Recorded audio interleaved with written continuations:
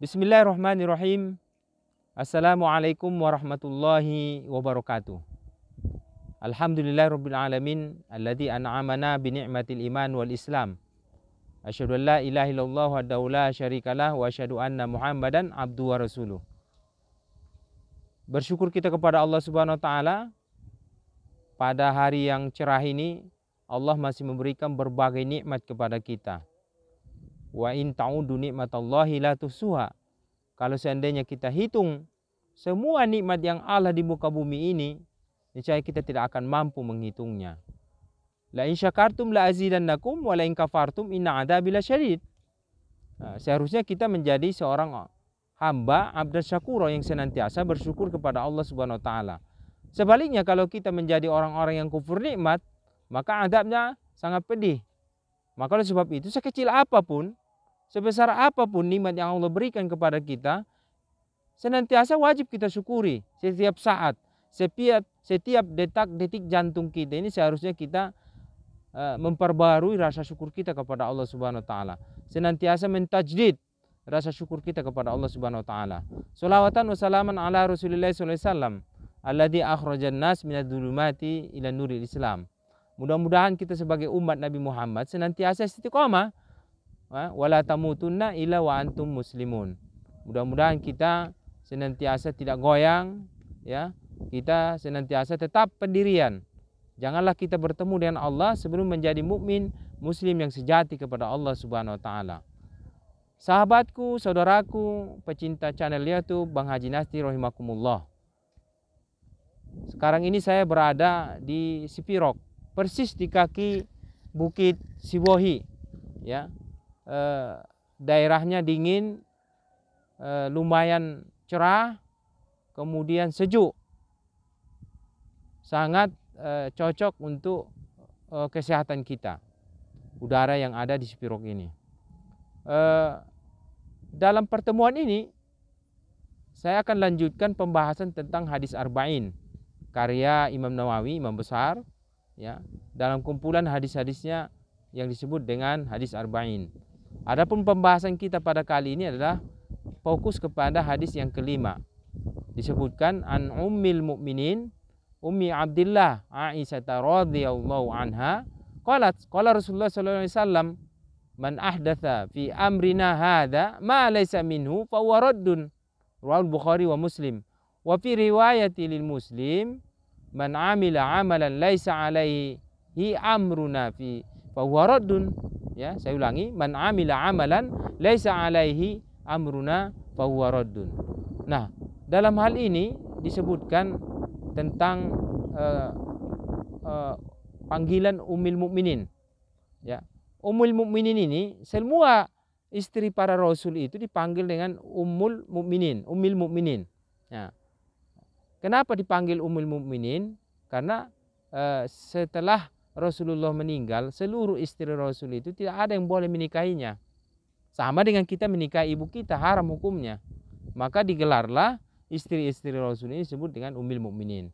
Maka siapapun tidak boleh menikahi bekas atau sepeninggalan istri-istri Rasulullah sallallahu alaihi wasallam. Nah, disebutkan sini Ummi Abdillah, ya, Abdullah. Kenapa Aisyah itu disebut dengan Ummi Abdillah? Padahal dia tidak punya anak, ya.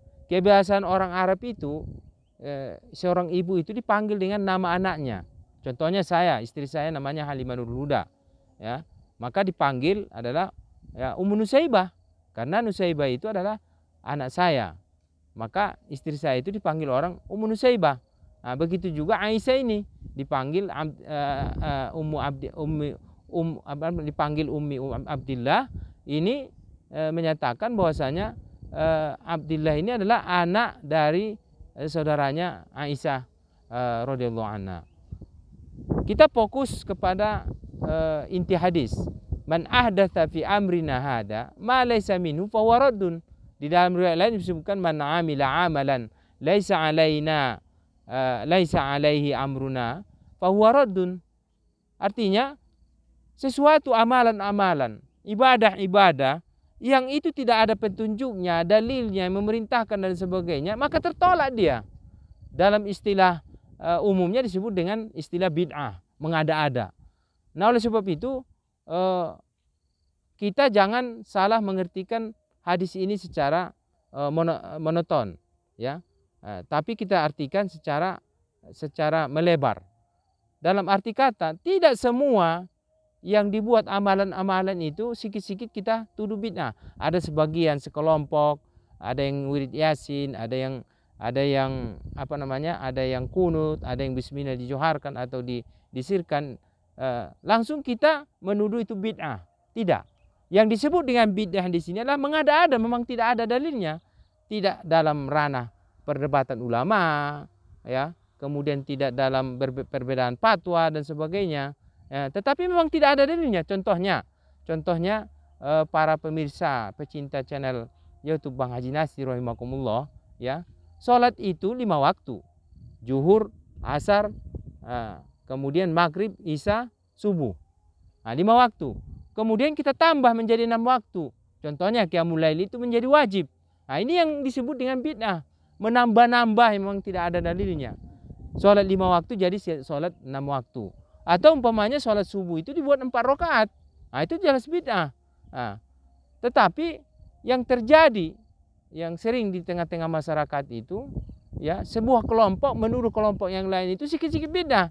Contohnya, ada yang kunut, terus disebut yang kunut subuh itu adalah bid'ah.